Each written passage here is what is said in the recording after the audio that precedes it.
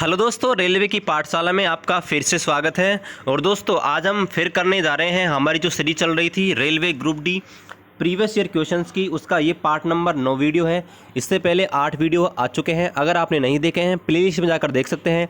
हम यहाँ railway group D भर्ती 2018 के जो सभी साइंस के क्वेश्चन आए हैं डेली हर शिफ्ट में 25 क्वेश्चन वो यहाँ पर करने वाले हैं। और ये जो वीडियो है वो 19/9/2018 को थर्ड शिफ्ट की जो वीडियो है, वो थर्ड शिफ्ट का जो पेपर है उसका ये वीडियो होने वाला है। दोस्तों मेरा नाम है कीमरा सैनी और आप मुझे फेसबुक पर फ्रेंड रिक्वेस्ट अगर भेजना चाहते हैं तो ये मेरी फेसबुक आईडी है, यहाँ से आप ज्वाइन हो सकते हैं। चलिए दोस्तों शुरू करते हैं आज के इस वीडियो को। दोस्तों पहला क्वेश्चन है कि जो परमाणु संलयन अभिक्रियाएं होती हैं वो किसमें होती हैं। मतलब आपको 4 ऑप्शन दे रखे हैं, आपसे पूछा है कि संलयन अभिक्रियाएं होती हैं वो किसमें होती हैं। तो दोस्तों मैं आपको बता दूं संलयन अभिक्रियाएं जो होती हैं ना, उनमें क्या होता है कि परमाणु होते हैं बहुत सारे आपस में जुड़ते हैं, मतलब संयोजित होकर एक बड़ी संरचना बनाते हैं। तो यहाँ पर आपका जो सूर्य होता है ना, हमारा सूर्य है, उसमें संलयन अभिक्रिया ही होती है। मतलब इसमें बहुत सारी गैसें होती हैं, जैसे कि हाइड्रोजन है, ठीक है। इसके बाद में आपके 2 गैसें होती हैं मेनली, आपके जो सूर्य होता है हाइड्रोजन और हीलियम, 2 गैसें होती हैं और इनके कॉम्बिनेशन से आपके जो सूर्य है उसका टेम्परेचर लगातार बढ़ता जाता है। चलिए बात करते हैं नेक्स्ट क्वेश्चन की। नेक्स्ट क्वेश्चन ये है कि प्रजनन की अवस्था के दौरान उत्पन्न होने वाले जो भिन्नताएं होती हैं वो क्या होती हैं। तो दोस्तों होता क्या है, जब एक पीढ़ी से दूसरी पीढ़ी में गुणों का ट्रांसफर होता है ना, आपने देखा होगा बहुत सारे बार हम बोलते हैं कि इसकी नाक है इसके दादाजी से गई है ना, इसके पैर इसके दादी से गए हैं, ऐसा हम बोलते हैं, ठीक है। जब भी हम किसी बच्चे को देखते हैं, छोटे बच्चे को, तो उसके बारे में हम बहुत सारे फैक्ट बताते हैं कि इसकी शक्ल उससे गई है उससे गई है। तो दोस्तों ये सारे जो गुण दिखाई देते हैं ना, एक पीढ़ी से दूसरी पीढ़ी में जो गुणों का ट्रांसफर होता है, यानी गुणों में समानताएं और जो भिन्नताएं दिखाई देती है ना, वो आपके वंशागत होती है। मतलब ये आनुवांशिकता के अनुसार आती है, यानी कि एक पीढ़ी से दूसरी पीढ़ी में ये ट्रांसफर होती है। चलिए बात करते हैं अगले क्वेश्चन की, जो कि है अमोनिया में नाइट्रोजन की संयोजकता होती है वो कितनी होती है। तो दोस्तों अमोनिया गैस होती है, उसका सूत्र होता है NH3। अब देखिए यहाँ पर 3 हाइड्रोजन के परमाणु जुड़े हुए हैं और नाइट्रोजन है, तो नाइट्रोजन के भी 3 परमाणु यहाँ पर काम आएंगे। यानी कि नाइट्रोजन है, अगर हम आपको कॉन्फ़िगरेशन बता दूँ तो नाइट्रोजन होता है, देखिए नाइट्रोजन के पास 5 इलेक्ट्रॉन होते हैं, क्योंकि नाइट्रोजन 15वें वर्ग का है। तो नाइट्रोजन पर यहाँ पर 3 हाइड्रोजन इस प्रकार से जुड़े रहते हैं, यानी कि एक इससे एक इससे एक इससे। तो दोस्तों संयोजकता क्या होती है, अंतिम कोश में जो जितने इलेक्ट्रॉन होते हैं ना वो कितने बंध बनाते हैं उसी से उसकी संयोजकता तय होती है। तो यहाँ पर नाइट्रोजन के 3 इलेक्ट्रॉन हैं वो आपस में बंध बनाने हैं, यानी कि यहाँ पर जो आपके अमोनिया है उसमें नाइट्रोजन की संयोजकता है वो कितनी है दोस्तों, 3। चलिए बात करते हैं अगले क्वेश्चन की। किसी वस्तु की गतिज ऊर्जा और स्थितिज ऊर्जा को एक साथ क्या कहा जाता है। तो ये बिल्कुल सीधा सा क्वेश्चन है। तो यांत्रिक ऊर्जा है तो नहीं है, वो आपके गतिज ऊर्जा और स्थितिज ऊर्जा के योग के बराबर होती है। चलिए बात करते हैं अगले क्वेश्चन की। जब सिल्वर क्लोराइड को सूर्य के प्रकाश में रखा जाता है तो यह क्या बनने के कारण भूरे रंग का हो जाता है। तो दोस्तों जब सिल्वर क्लोराइड होता है, AgCl इसको बोलते हैं, अगर इसको सूर्य की प्रकाश की उपस्थिति में रखेंगे, यानी कि UV की उपस्थिति में रखेंगे, तो यहाँ पर ये Ag+Cl2 इस रूप में बनता है, यानी कि इस प्रकार से ये आपके सिल्वर धातु के रूप में कन्वर्ट हो जाता है 2Ag+Cl2, यानी कि इसका राइट आंसर होगा सिल्वर धातु, यानी कि सिल्वर धातु के रूप में कन्वर्ट हो जाता है। चलिए बात करते हैं अगले क्वेश्चन की। निस्वासन द्वारा क्या होता है, यानी कि निस्वासन क्या होता है। अब देखिए यहाँ पर दोस्तों हिंदी है ना, वो ट्रांसलेट करते हैं ना एग्जामिनर, तो कई बार ना प्रॉब्लम हो जाती है। अब निस्वासन का मतलब होता है कि हवा छोड़ना, मतलब हम श्वास लेते हैं ना तो श्वास को बाहर निकालना। और दोस्तों यहाँ पर ना इनको हिंदी ट्रांसलेशन में थोड़ा एरर दिखा रहा है, तो यहाँ पर फेफड़ों की अवस्थिति होती है इसका राइट आंसर। अवस्थिति का मतलब होता है फेफड़ों को खाली छोड़ना, मतलब हवा बाहर निकालना, ठीक है दोस्तों। तो इसको हम बोलते हैं निस्वासन, मतलब कि श्वास बाहर छोड़ना। चलिए बात करते हैं अगले क्वेश्चन की। आयरन की वायु में उपस्थिति में जलाने पर क्या होता है। मान लीजिए लोहा है, आयरन है, अगर आपको इसको ऑक्सीजन की उपस्थिति में जलाओगे तो क्या बनेगा।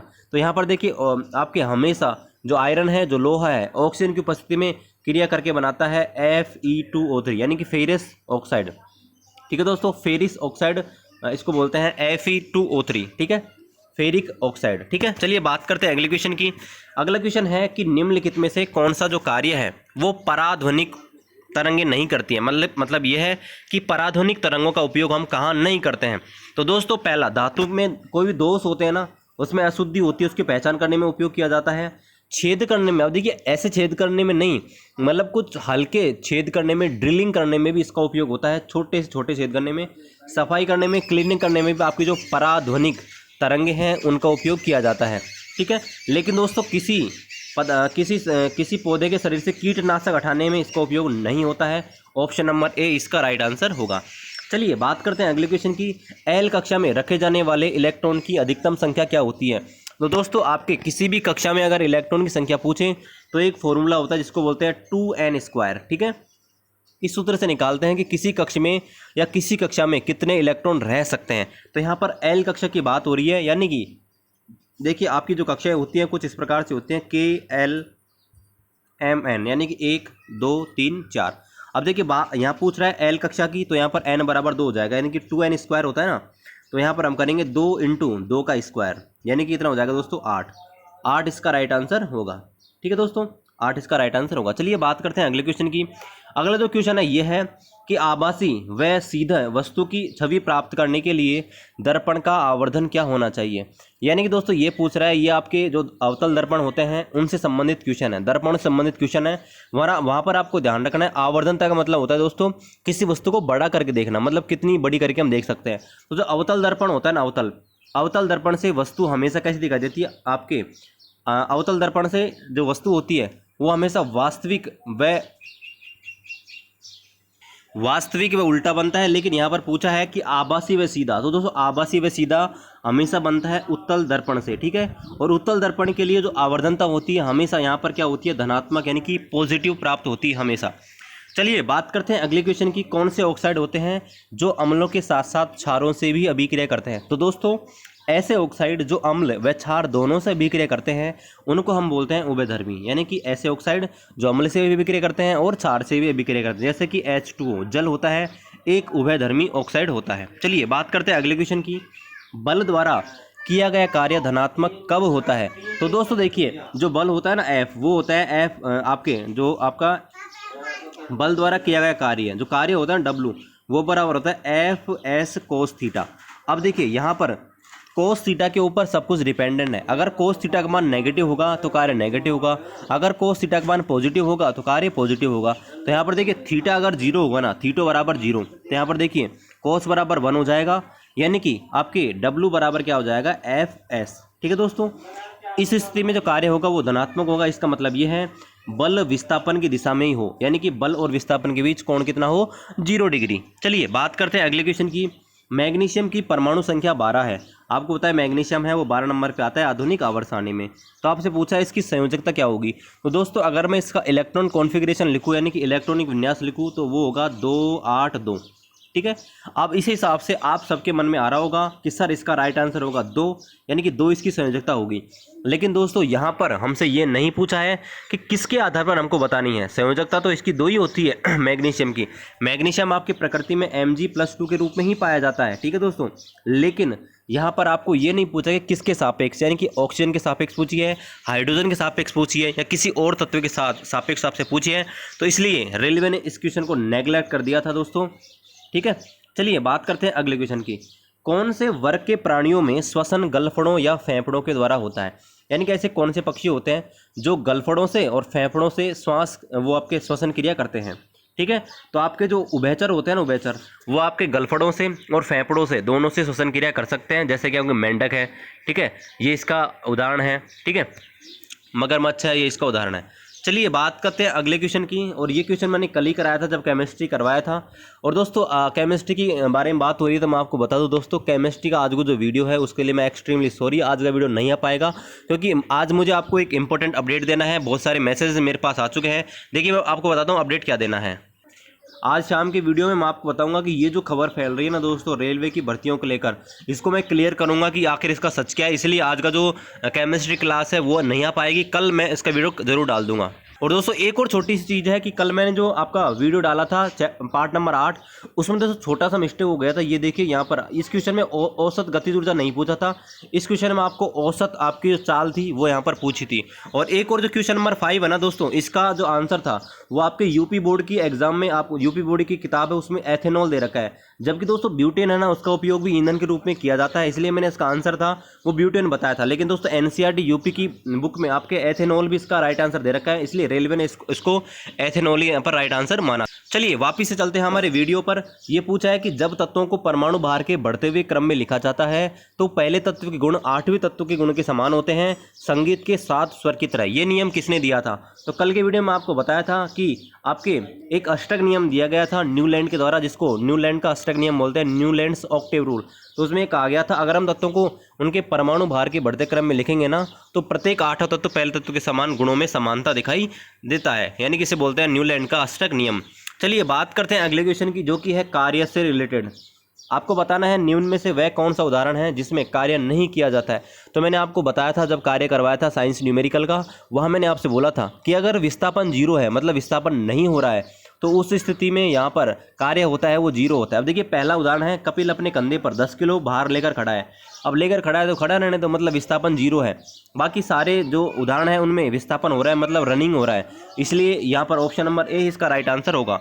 और दोस्तों मैं आपको बता दूं, मैंने यहाँ पर एक न्यूमेरिकल करा रखे हैं, फिजिक्स से न्यूमेरिकल, जिनको आप प्लेलिस्ट में देख सकते हो।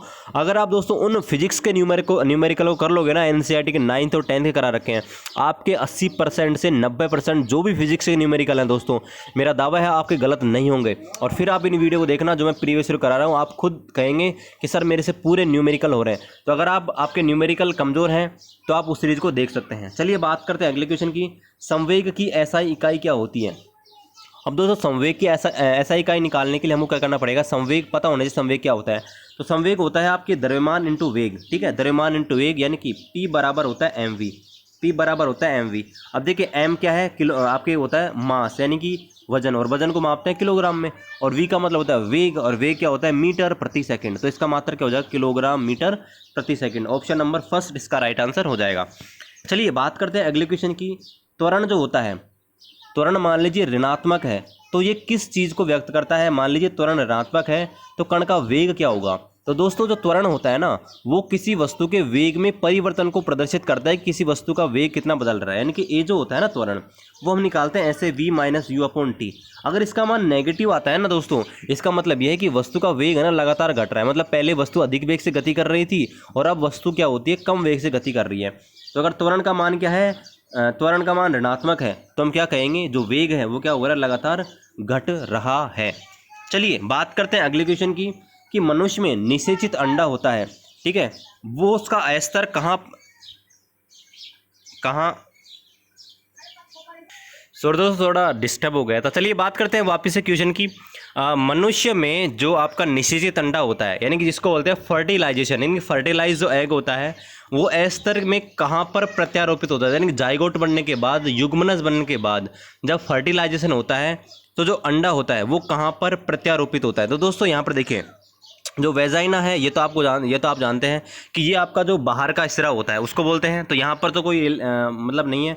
ओवेरी तो आप जानते हैं अंडा से जहाँ पर अंडे बनते हैं, ये अलग चीज़ है। गर्भा से ग्रेवा साइड की दीवारों को बोलते हैं। और यहाँ पर जो यूटेरस है इसका राइट आंसर होगा, यानी कि गर्भा से इसका राइट आंसर होगा। चलिए बात करते हैं अगले क्वेश्चन की, जो कि फिजिक्स का न्यूमेरिकल है। यदि 10 ओम, 8 ओम व 7 ओम के 3 प्रतिरोध श्रेणी क्रम में जुड़े हुए हैं तो इनका तुल्य प्रतिरोध क्या होगा। तो दोस्तों यहाँ पर देखिए, तुल्य प्रतिरोध निकालने के लिए जब श्रेणी क्रम में जुड़े हैं तो एक फॉर्मूला होता है R बराबर R1 plus R2 plus R3, ठीक है। तो बिल्कुल सीधा सा फॉर्मूला है, यानी कि 10 प्लस 8 प्लस 7 यानी कि 25 ओम इसका राइट आंसर होगा, 25 ओम इसका राइट आंसर होगा। चलिए बात करते हैं अगले क्वेश्चन की। जड़ों की कोशिकाओं में लंबे रोम जैसे भाग को क्या कहते हैं। तो दोस्तों मैं आपको पहले चित्र दिखाता हूँ कि क्या पूछना चाहता है।